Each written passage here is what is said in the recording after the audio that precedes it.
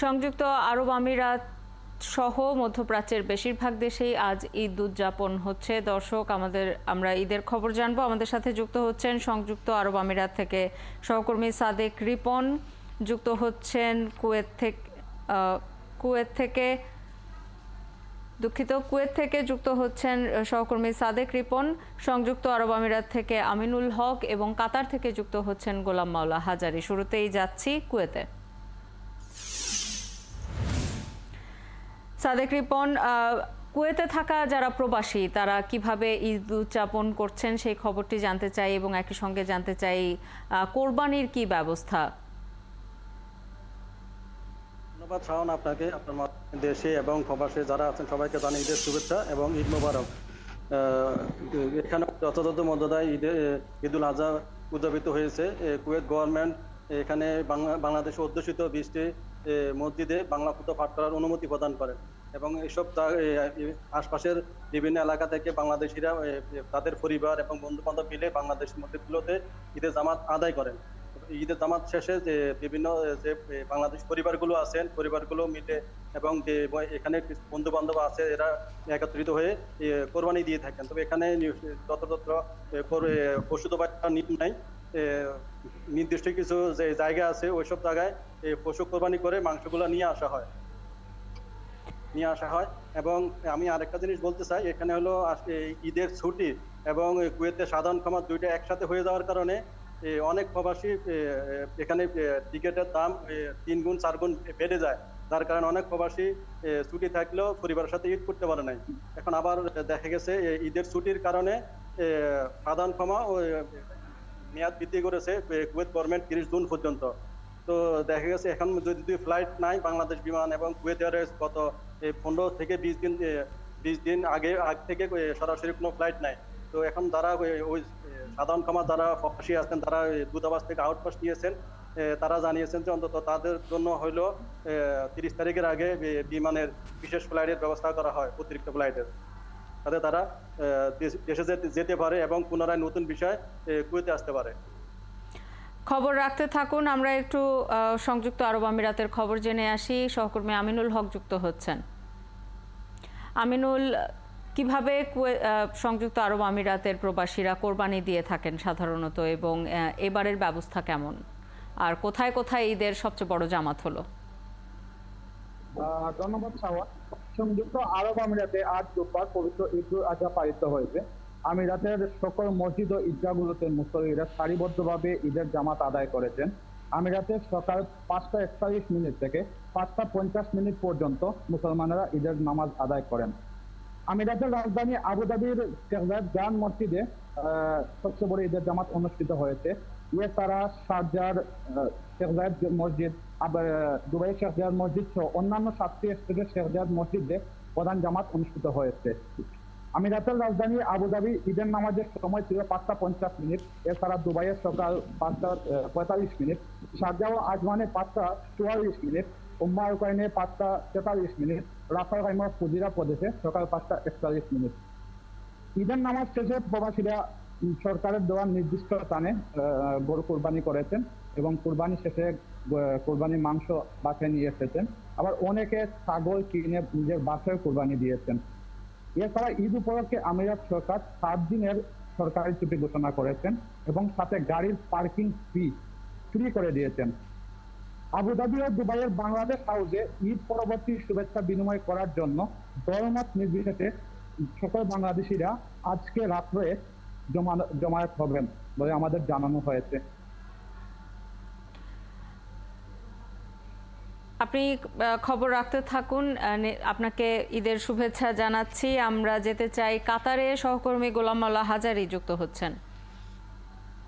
গোলাম মাওলা হাজারি, কোথায় কোথায় ঈদের বড় জামাতগুলো হয়েছে সেটি জানতে চাই, এবং কোরবানির ব্যবস্থাপনা কেমন? ঈদ মোবারক শাওন, আপনার মাধ্যমে সমগ্র বাংলাদেশিদেরকে এবং প্রবাসীদেরকে জানাচ্ছি ঈদের শুভেচ্ছা, ঈদ মোবারক। শাওন, আপনি জানেন যে আজকে সকাল 4:50 এই কাতারের 675টি মসজিদে একই সাথে ঈদুল আজহার নামাজ অনুষ্ঠিত হয়।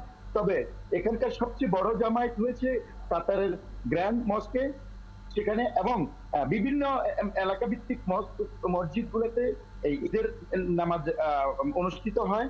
এবং বাংলাদেশিরা বিশেষ করে MHM স্কুল মাঠে ঈদের জামাত আদায় করেন। সেখানে উপস্থিত ছিলেন কাতারে নিযুক্ত রাষ্ট্রদূত জনাব নজরুল ইসলাম সাহেব সহ ব্যবসায়ী, রাজনৈতিক নেতৃবৃন্দ এবং বিভিন্ন ক্যাটাগরি প্রবাসীরা।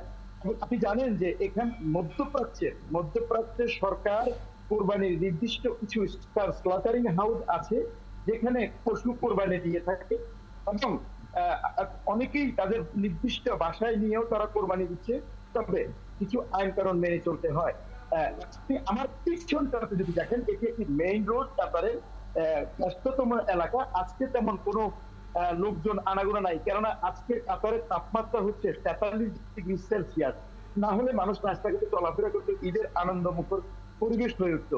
তবে সন্ধ্যার দিকটাতে, বিকাল দিকটাতে এখানে অ্যামুজমেন্ট পার্কগুলোতে বাংলাদেশিরা ভিড় জমাবে এবং কুর্নিশ এরিয়াতে বাংলাদেশিরা তাদের ঈদ আনন্দ উপভোগ করবেন। শাওন। আর যারা প্রবাসী আছেন তাদের ঈদ উদযাপন কেমন? ঈদের বিনোদনের জন্য কি কি ধরনের ব্যবস্থা নেওয়া হয়েছে? কাতার সরকার বরাবরই সবসময় প্রবাসীদের জন্য বিভিন্ন অ্যামিউজমেন্ট পার্কের কিছু জায়গায় এবং স্টেডিয়াম গুলোতে কনসার্টের আয়োজন করে থাকে। তবে কাতারে এখন প্রচুর গরম পড়ছে, সেজন্য ওপেন কোনো কনসার্ট বা কোনো অনুষ্ঠান আয়োজন করে, তবে রাতে বিভিন্ন স্থানগুলোতে কিছু কিছু জায়গায় প্রবাসীদের জন্য অনুষ্ঠান আয়োজন করেছেন। এবং বাংলাদেশি কিছু কালচারাল প্রোগ্রাম আছে, তারা তাদের নিজেদের এলাকা ভিত্তিক ডিস্ট্রিক্ট তারা বিভিন্ন অনুষ্ঠানের আয়োজন করেছেন। এবং আজকে রাতে বাংলাদেশ হাউসের রাষ্ট্রদূত মহোদয় সুধী সমাজকে দাওয়াত করেছেন ওনার বাসায়। ধন্যবাদ আপনাকে গোলাম মাওলা হাজারী আমাদের সাথে যুক্ত হবার জন্য। একই সঙ্গে ধন্যবাদ সাদেক রিপন এবং আমিনুল হক আপনাদেরকেও।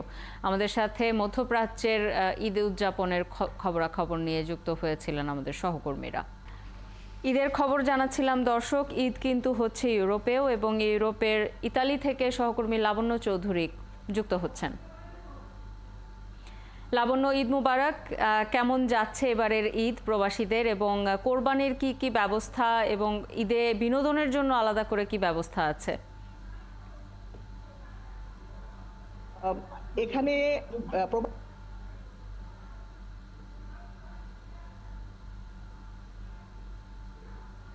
লাবণ্য, আপনার অডিওটি একটু আনমিউট করতে হবে। জি, হ্যালো, শোনা যাচ্ছে? এখন শুনতে পাচ্ছি লাবণ্য। আচ্ছা, ঈদ মোবারক সবাইকে।